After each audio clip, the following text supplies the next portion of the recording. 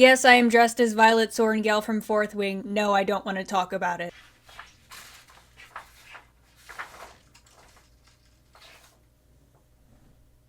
Excuse you? Host, come here.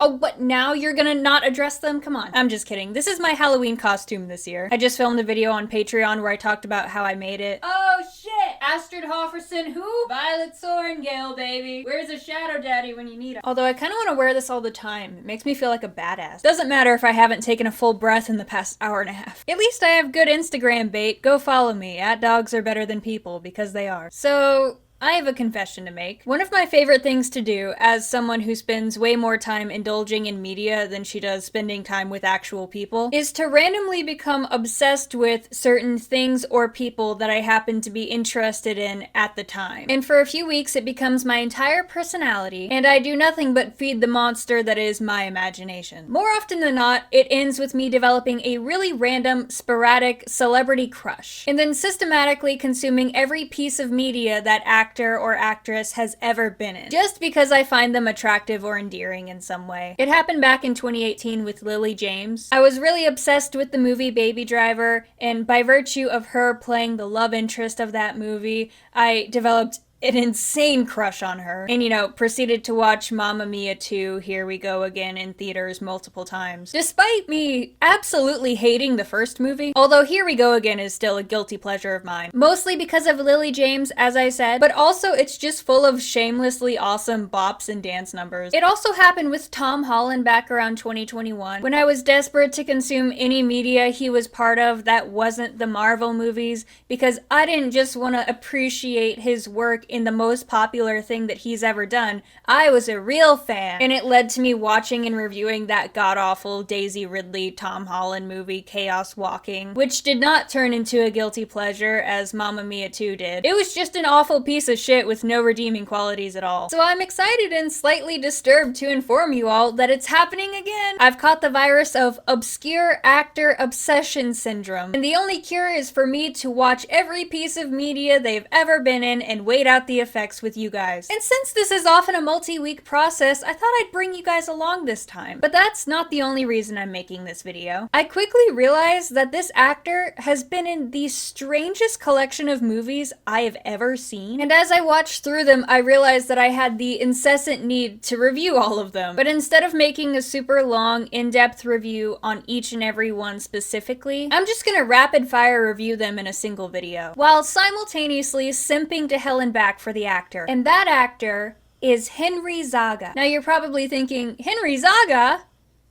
Who the hell is that? Allow me to explain. Last month I got this really random urge to revisit the movie The New Mutants, which some Marvel fans might remember as that low-budget X-Men horror movie that Fox just kind of shat into theaters in the middle of 2020 when the pandemic was at its full height. That movie has always been kind of a guilty pleasure of mine, just because I think the concept is really cool despite the execution being awful. And also I love anything with Anya Taylor-Joy in it. And also Henry Zaga, who plays Sunspot in the movie. So because of this random urge, I reacted to the movie over on Patreon. Oh, you know they told the effects people, okay, Slender Man, but sexy. And since then I thought to myself, you know what?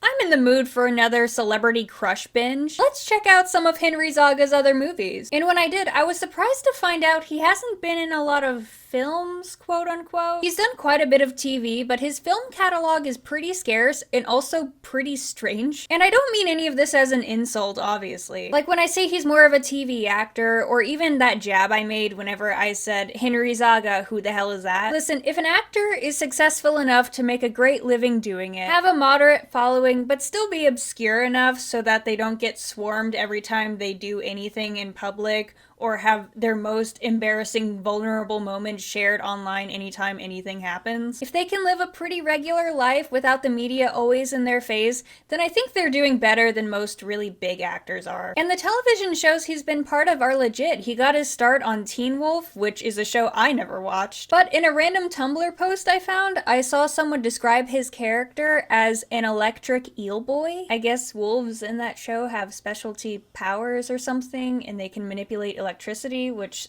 someone better equipped explain that to me in the comments, please. I myself am a lightning wielder. I mean, Henry Zaga was also in 13 Reasons Why.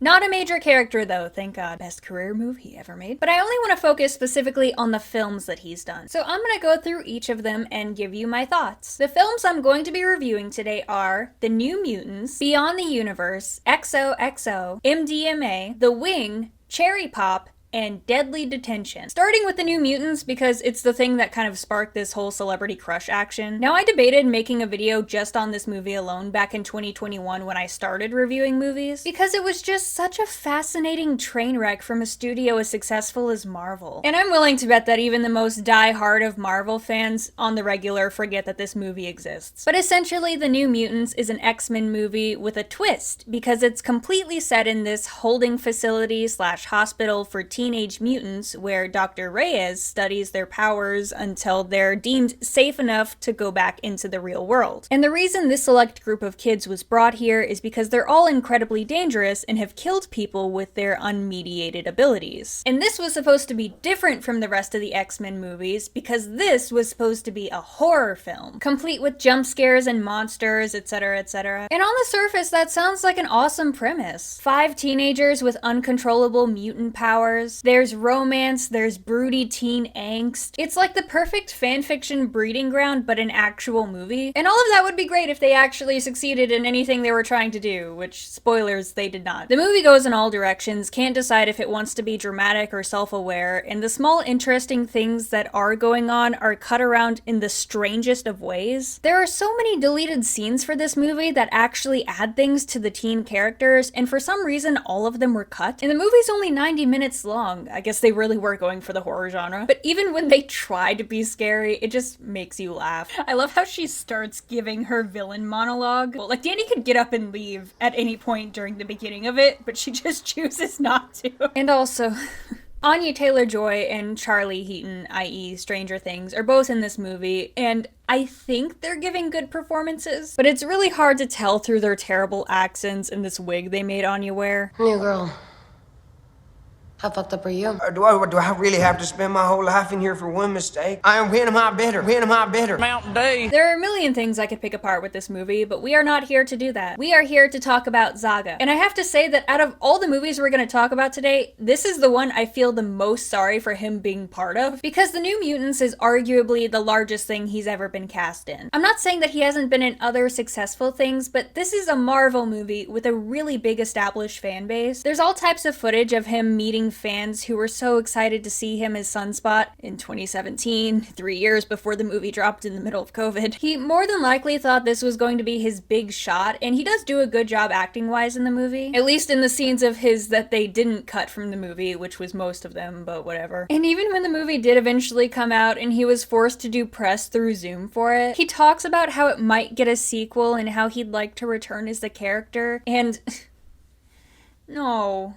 I'm sorry. This movie was such a monumental failure. It didn't even come close to earning back its budget. And also by virtue of being cast as Sunspot, Henry Zaga faced a lot of controversy in this role, because even though he is Brazilian like the character from the comic, he is considerably more lighter skinned than the original. So there were a lot of whitewashing accusations getting thrown around, none of which was Henry's fault at all. But that's pretty much all he's known for in relation to this movie now. So I just feel really bad for the guy. You know, he was thinking this was gonna be the best thing for his career. And I'm sure it did do good things for his career, just not to the degree the average Marvel movie would for most actors. He just happened to get cast in one that was a special degree of awful. And as bad as the movie is, and it is horrible, as I said, it is a guilty pleasure of mine. I like the atmosphere. There are some decent performances. Macy Williams really wipes the floor with everyone else in the movie. Henry's great for the few scenes of his they didn't cut out, and there's a scene where he and Anya Taylor-Joy's characters hook up.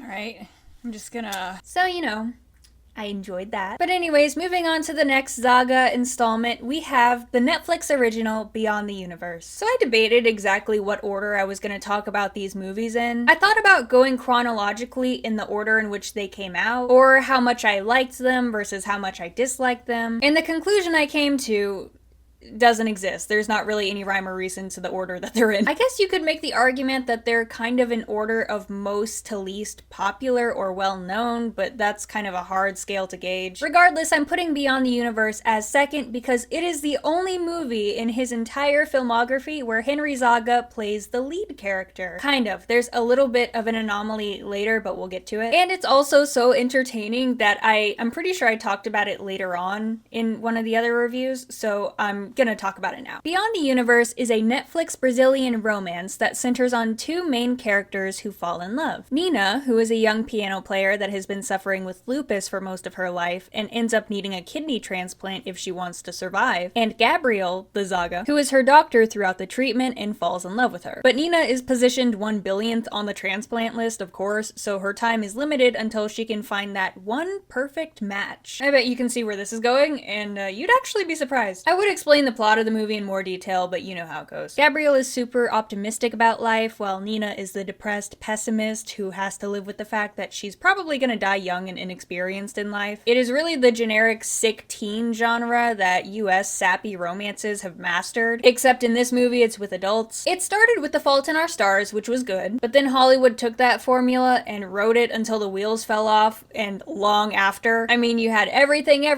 Midnight Sun, 5 Feet Apart. All you really need to do is make two sick people fall in love, kill one of them by the end, and you've earned your money back. Foreshadowing. And in a sense, this movie hits all the tropes head on. You have the gay best friend comic relief, you have the guy teaching the girl how to do things she's never done, like ride a bike, you have the overbearing dad who expects everything from his son, and the dead mom who inspired him to become a doctor. You have the tense scene where he's trying to make it to her big piano audition in time to support her, but he's late and she has a hemorrhage while on stage and has to be taken to the hospital while he gets hit by a car.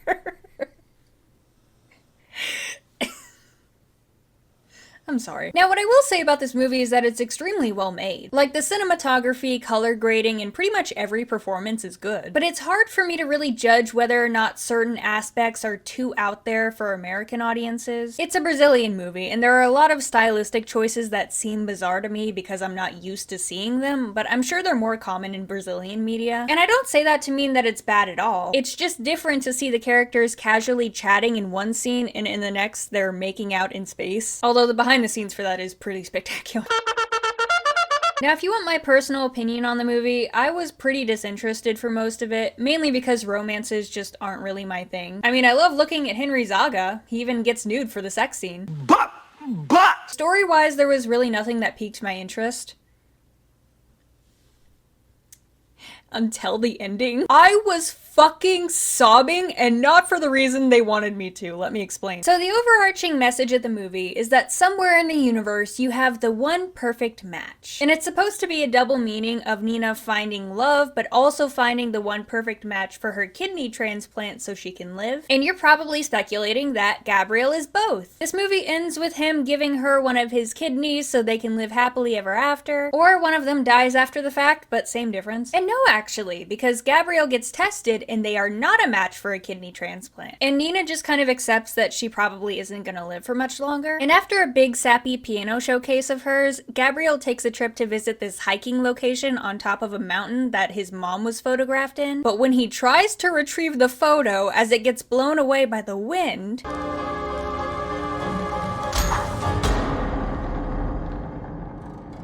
well, shit. It's worth mentioning, I know this sounds random, but I promise it's relevant for later. On Thursday nights, I get together with my friends to watch the show The Good Place, one of them being HC from Burtcast. And one of those nights a few weeks ago, I showed him parts of this movie while we waited for everyone to join in the call, and I fucking wish I had filmed it because we were crying laughing at this scene for some reason. I don't know, just the course of events, how he sits a picture on a rock on top of a windy ass mountain and is surprised when it gets blown away. But I did learn from my mistake of not filming our ridiculous reactions. Just stick around to the end of the video, you will not be disappointed. So Gabriel fucking dies by falling off a cliff. Well, he's actually in critical condition when they found him, and he dies later at the hospital. Who the fuck found him all the way out here at the bottom of a cliff? I don't know. But he dies, his dad is devastated, Nina is heartbroken, and then we see his funeral. And I'm not kidding when I say I had to watch this scene 5 times over because I could not stop laughing. This was my favorite scene out of the entire movie. Because over the scene, there's an Ed Sheeran song playing. I know that sounds random, but they do reference Ed Sheeran early on in the movie, so it isn't really. But the name of the song is Supermarket Flowers. It's about death, the lyrics are sad as hell, I've cried to it before. But it's a song written from Ed Sheeran's mother's perspective about the death of Ed Sheeran's grandmother. And the lyrics go, "So I'll sing hallelujah, you were an angel in the shape of my mom." So why is this playing over the funeral of this 20-something-year-old dude? Even the line, they chose that specific line to zoom in on his picture. You are an angel in the shape of my mom. Why? Was he someone's mother? Where's that movie? And I get that it might be referencing how his mother was really important to him and also died, but it was just so jarring and funny during a scene that is supposed to make me depressed. And I get that the movie's in Portuguese originally, so, you know, if you speak that language only, you're not gonna realize that that's what's being sung, but it's just so funny. And the final part of the movie got me even more. Because Nina starts going on about the fact that in the universe, you have the one perfect match. And we realize that they found someone who is willing to give her a kidney so she can go on living. And it turns out to be Gabriel's father, which, yeah, it's wholesome and, you know, it kind of makes sense with his character arc. But for a minute, I was legit like, wait, are they gonna make it so that she fucks her dead boyfriend's dad? What the shit? We all thought the real match was these two, but it ends up being these two. Fucking lovely. That's not what happens, obviously. She gets into the orchestra she's always wanted to and sings an actually really good song in his memory. It's basically the ending of A Star is Born, just with less tragedy and more easily avoidable death and terrible choices of funeral songs. So that was Beyond the Universe. In terms of the Zaga,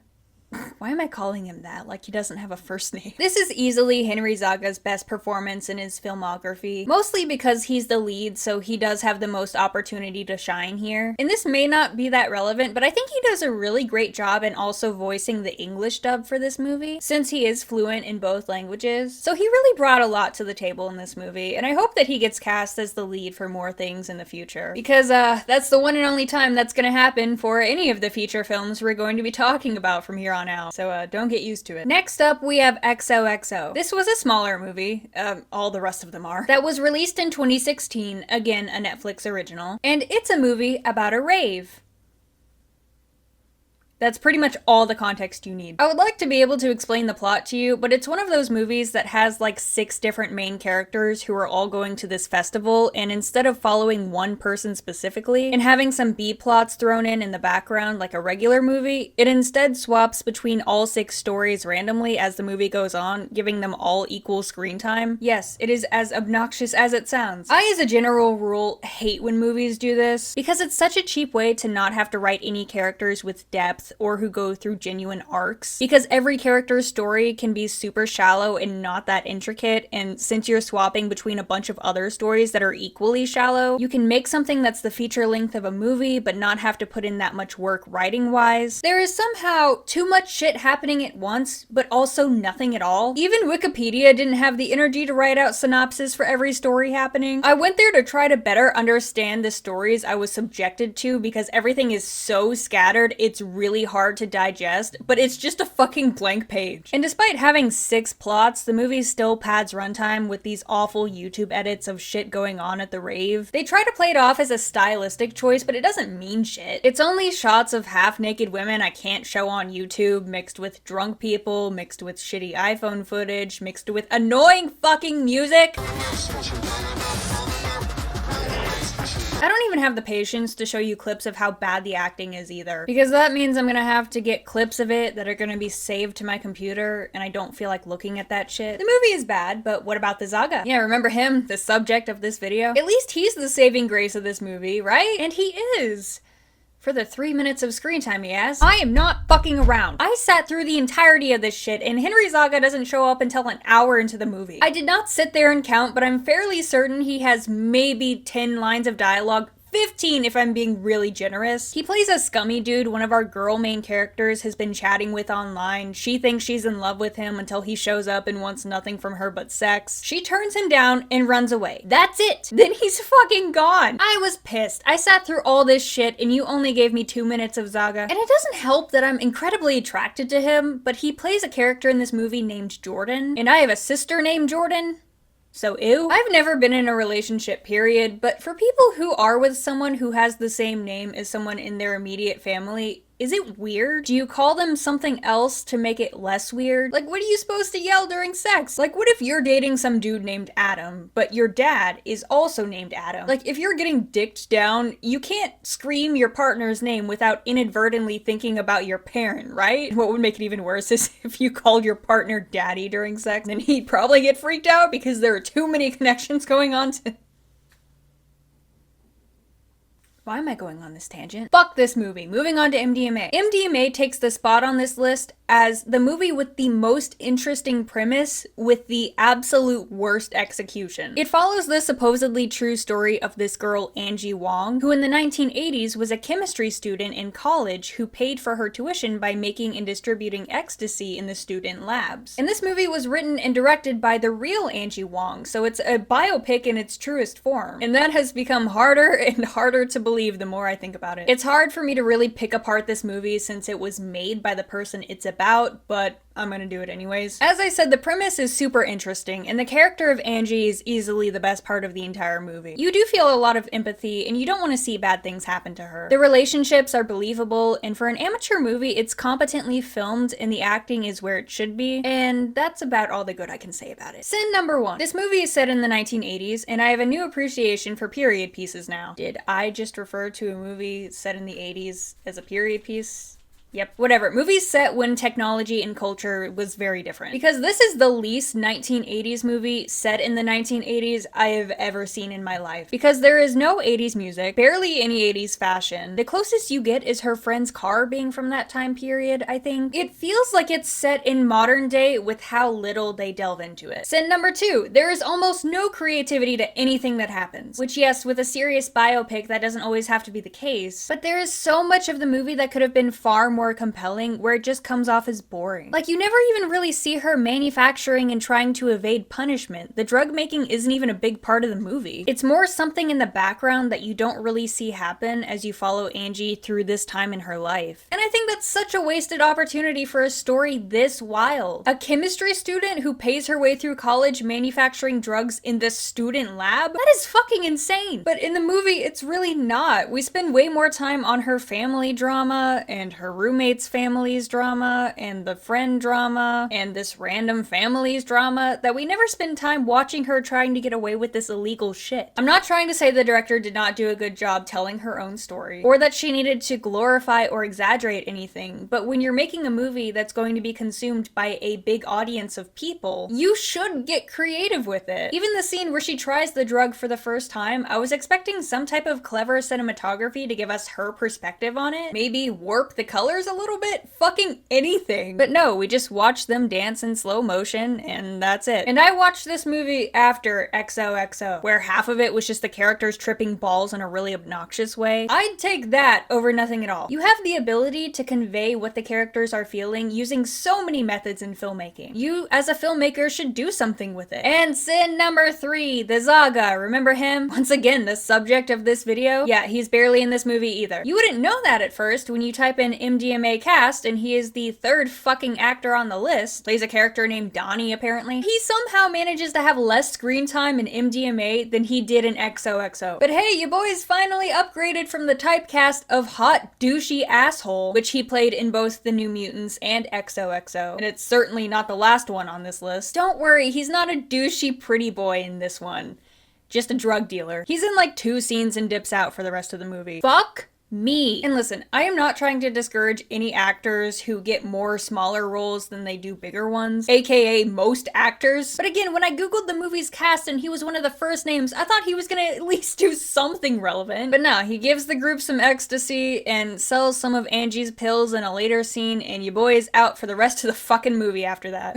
Alright, final consensus, MDMA was not good. But it was not as bad as XOXO. I actually experienced some type of emotion besides being fucking irritated at the entire thing. And moving on to probably the biggest anomaly on this list, we have The Wing, which was an independent short film from 2015. And as far as I could find, this was Henry Zaga's first film credit, even though it is a short. The reason I'm including it is one I'll get into a bit later, since I'm technically only going through feature-length films on this list, but I did think that this was one worth talking about. Now, it's really difficult for me to talk about a movie like this in a critical way, because it is an independent short film, so technically there are a lot of things that could be improved. But I don't like doing that with films like this, ones that were clearly made from the heart with relatively unknown actors. I critique big studio films all the time because the way it works is they take a lot of money from people like me who pay money to watch their movies, and I feel like I therefore have the right to criticize things in the movie because if I'm paying for something, it should be held to a certain standard. And even films like MDMA that are kind of independent, there was a goddamn Eastwood in that movie. They were working with money. But short films like this from undiscovered directors aren't asking for anything. It's only a person trying to be creative with what they have. And I'm not even saying all of that in defense of The Wing, because it is a good short film. Henry Zaga plays the lead, and it's a short period piece about a gay conversion center where people admitted are put through shock therapy and other barbaric experiments to quote-unquote fix them. They never really call it a conversion center, but it's very obvious that's what it is. Again, I could talk about the flaws, but in the grand scheme, they don't really matter. The audio isn't great, and there are a few parts where it transitions to a flashback, and it's nearly impossible to tell that that's what they're doing because there's no difference in cinematography or anything. And there also isn't much of a thorough plot. The film is just over 10 minutes,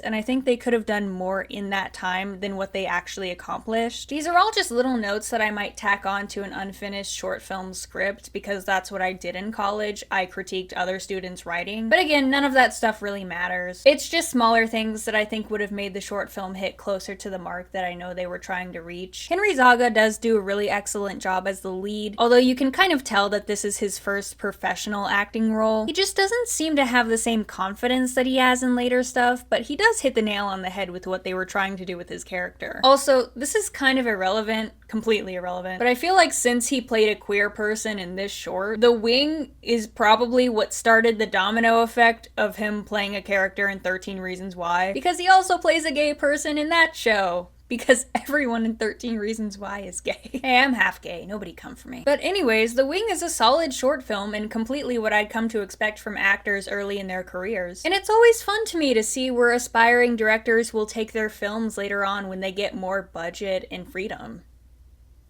Sometimes anyways, let's talk about Cherry Pop. Fuck me, dude. Do you see what I mean when I say that this actor has been in the weirdest collection of shit? We have a Marvel horror flop, a Brazilian romance not comedy that was hilarious, a Netflix shitbag, a drug dealer biopic, a decent, very amateur drama short, and whatever the fuck Cherry Pop was trying to be. Cherry Pop is a movie about drag queens set during this one night at the drag show where there's 20 million B-plots happening at once, and I don't care about any of them. Interspersed are a bunch of left field drag performances that completely take you out of any shred of investment you have for the characters, which not surprisingly I had none of. Listen, I like drag queens, okay? I don't know a lot about the culture, but I would die for Trixie Mattel and Katya. Because you know when you do highlights, then all of a sudden the deep parts of your eye makeup look deeper? I know. I fucking hate it here. I hate this job. I hate this green basement. But Cherry Pop made me hate everything about it. It follows the story of Cherry, who is a straight man attempting drag for the first time, or maybe it wasn't the first time, but I don't really care enough to go back and check. But apparently this place is like the pinnacle of drag performance. Okay, I'm in. Let's settle for a movie night, guys. You got your drinks and your popcorn, now let's sit down and enjoy the art of filmmaking at its finest. You know, when I shit in my pants, I just shake it out the leg.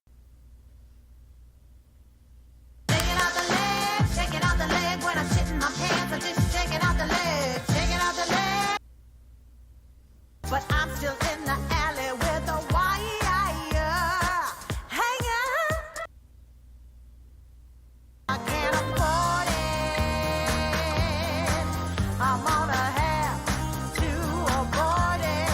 Shake it, you sure can't afford it, baby. Also, the movie is just shittily made. There are about 20 million directorial decisions that I could rant about because I cannot wrap my head around how anyone thought they would be a good idea.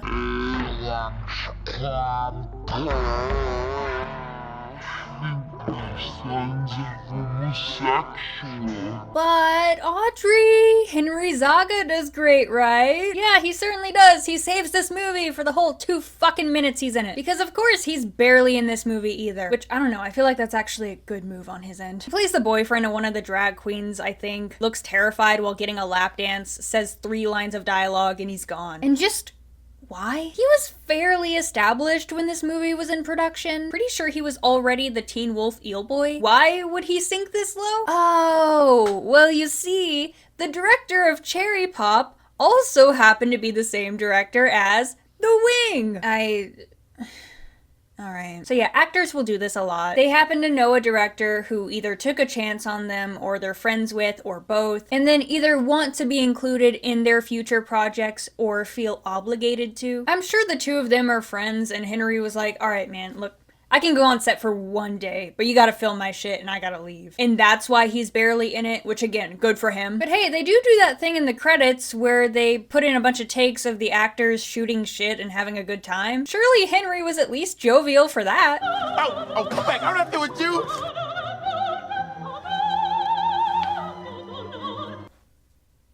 Fuck. Better thank God I could watch that movie for free on Amazon. If I actually paid for that shit, I'd curse the director's family for 7 generations. And now, finally, we reach the final movie in Henry Zaga's filmography. And it also happens to be my favorite on the list. And I know it is a movie that not a single person who clicked on this video has ever heard of. So it is my absolute honor to share with you the life-changing motion picture Deadly Detention. When I saw on Henry Zaga's IMDb that he was in a movie called Deadly Detention, a low-budget teen horror flick, I just knew it was going to be my favorite. The premise goes as follows. 5 high school students must spend their Saturday working during detention. When a sadistic madman kills their principal, the teens must put aside their differences and find a way to outsmart their assailant before he murders them one by one. So you're probably hearing that and thinking to yourself, oh, that sounds like an awful movie. But you know what we do on this channel. I fucking live for awful movies. And this was easily the best awful movie I have seen in a long time. And also, side note, a week after I forced HC of Burtcast to watch Beyond the Universe with me, we met up again to watch more of The Good Place. And we had some time to kill. And I thankfully had learned from my mistake of not recording our reactions to the first movie.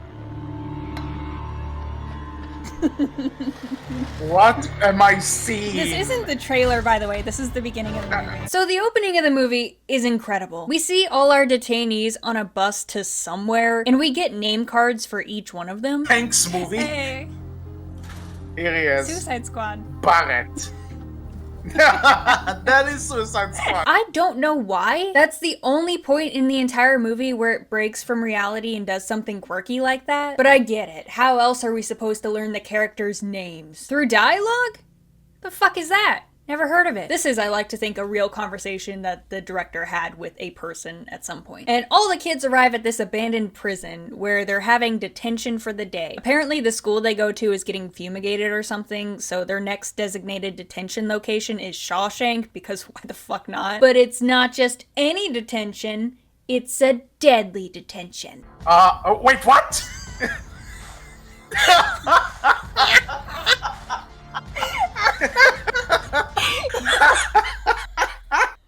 Oh, Blair Hayes, you are a treasure. Wasn't that the best title card to a movie you've ever seen?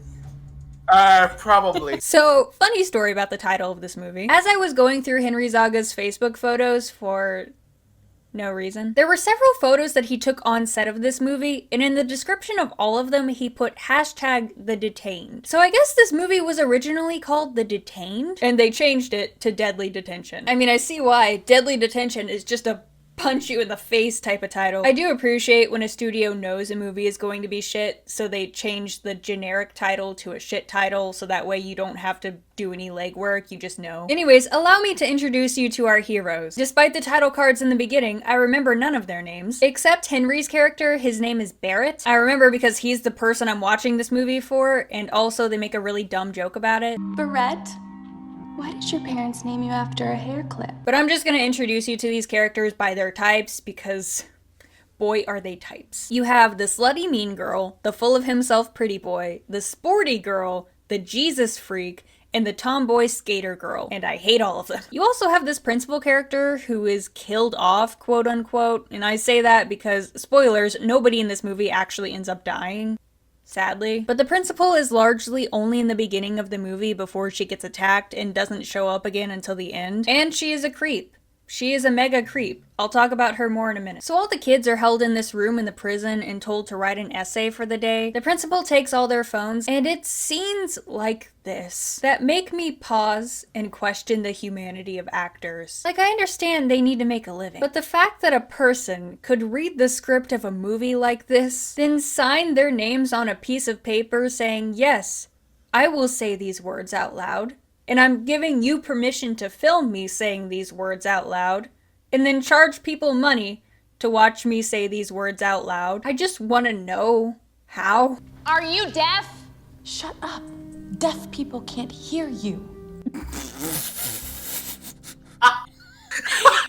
Wow, what a profound line of dialogue. Deaf people can't. Do you see what I mean when I say I can't figure out if they were taking this movie seriously or not? I'm crying, okay? And that's kind of the thing with this whole movie. All these weeks later, I still do not understand it. There are smart movies that haven't confused me as much as this. Were they trying to be satirical or serious? Because you watch the movie and you're like, okay, well, they're obviously fucking off this entire thing because it's so stupid. What? What? This has gotta be satire. No, listen, this wasn't in the script, they just happened to leave the camera on. This was the actress warming up for the take. But then it tries to be a serious horror movie at other parts, and it's just a combination I'm sure they thought would do well together, but fucking no. Horror comedies are super difficult to nail. You have to have a really talented person behind it. Like, if Edgar Wright directed this movie, it would be unironically great. But it's only fun if you watch it ironically, because if you don't, your brain is gonna fall out of your fucking ears. Hello.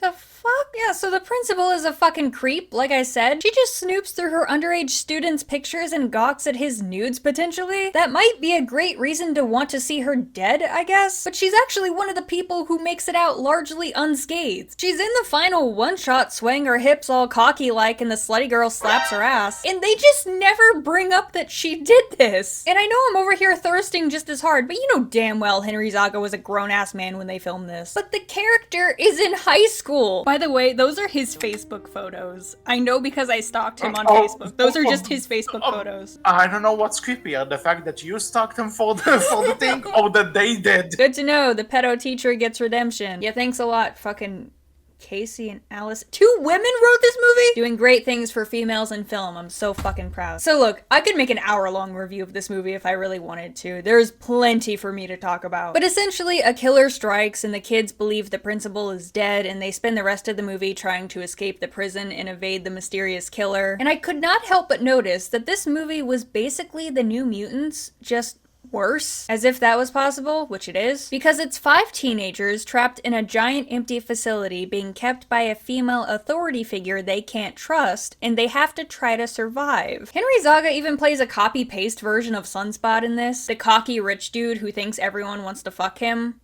Which we do, but that's irrelevant. Maybe this is how he got the job for the New Mutants, because this came out before. I tell you better. This movie would have been amazing if it turns out that he thought he was doing the New Mutants, but turns out this was all an elaborated April Fool's on him. And admittedly, his scenes are the best ones in the movie, like this one where he gets electrocuted by a door. body double. Oh no. And the scene after that where the slutty girl makes out with his unconscious body. Do you see what I mean when I say I can't figure What out the if this fuck? movie was taking itself What seriously or the not? shit? What? No, what? No, this is rape. Or the scene where he and the slutty girl fall through a ceiling, get knocked unconscious, wake up, and then have sex. Yes, those events happen in that order. Is this the sex scene? Yeah. Why is he wearing fucking I neon was about pink? to say what? I was about to say. Why did I thought it was hair on top for a second? But my favorite is his death scene. I wish I could show you the entire thing because it's that stupid, but I don't want to risk a copyright claim. I'll be goddamned if I get a fucking copyright strike for deadly detention. But the scene is him getting his face smashed by the killer and the girls find him bent over like this. I love how they just leave him.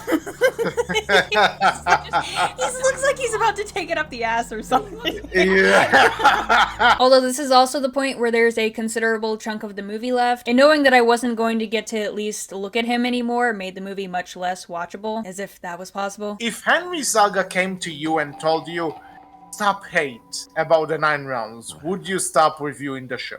You know what? If you're that gorgeous, you can treat me like shit. I know that's awful, but I wouldn't care. I wouldn't care. I would do it. Okay, so let's see. At Henry Zaga. But the movie ends with the slutty mean girl being the last one standing, and it's revealed that the bus driver from the beginning is the killer who's trying to avenge his dead daughter. There are some okay story elements that I don't feel like mentioning because the rest of the movie is ass. But the slutty girl and the principal subdue the killer, and we're told in a witty monologue by the pedo principal that everyone's actually alive. Considering old Pete did such a bang-up job of offing me, I took the liberty of checking a couple of pulses. I'm not saying they're going to look cute come picture day, but they won't look dead. And the movie's over.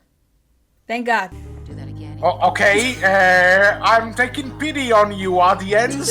Here are the credits. The best ending to a movie I've ever seen in my life. So in general, do I have to give you my summarized opinion? I think I spelled it out pretty clearly. It's hard to judge the acting because none of these people were given anything to work with. And also, I looked up the sporty girl character because I thought her face looked familiar. And it turns out she was in the movie The Hatred, which is another shitty horror movie. At least Zaga isn't the only person getting typecast here. But again, Deadly Detention was easily the most enjoyable movie on this list. I recommend everyone make it a drunk movie among friends because you will not be disappointed. If you want to see the extended version of mine and HC's reaction to the movie, it is available on Patreon. Okay, since nothing of interest is going on, you had sex with it. I'm always more than happy to share our love of terrible filmmaking with you all. So that has been my dive into Henry Zaga's filmography. Again, he's done a lot more TV and even miscellaneous acting gigs that I didn't mention here. He was in a Hayley Kiyoko music video, playing a douchey boyfriend, of course. It does make sense because both of them were in XOXO, but I just think it's funny that even pop stars typecast him. He's also been in this mini-series called Looking for Alaska that I started watching recently. I'm not that far into it, so I can't say for sure whether or not his character is actually going to do something at some point. But as of right now, his character's introduction is just walking in with no dialogue and making out with this girl for like a full minute straight. So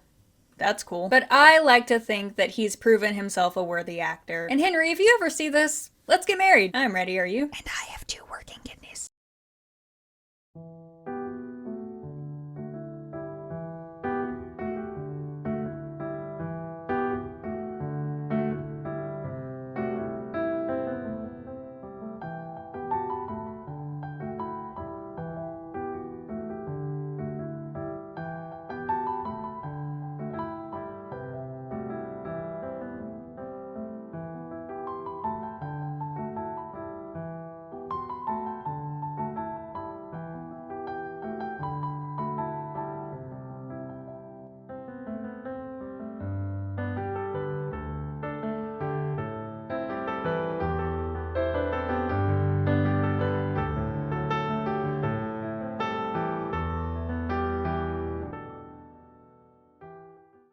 Oh no. I don't like how Henry Zaga vaguely resembles Zayden Ryerson's description. I've had too many unattainable crushes this month for them to start taking the same form.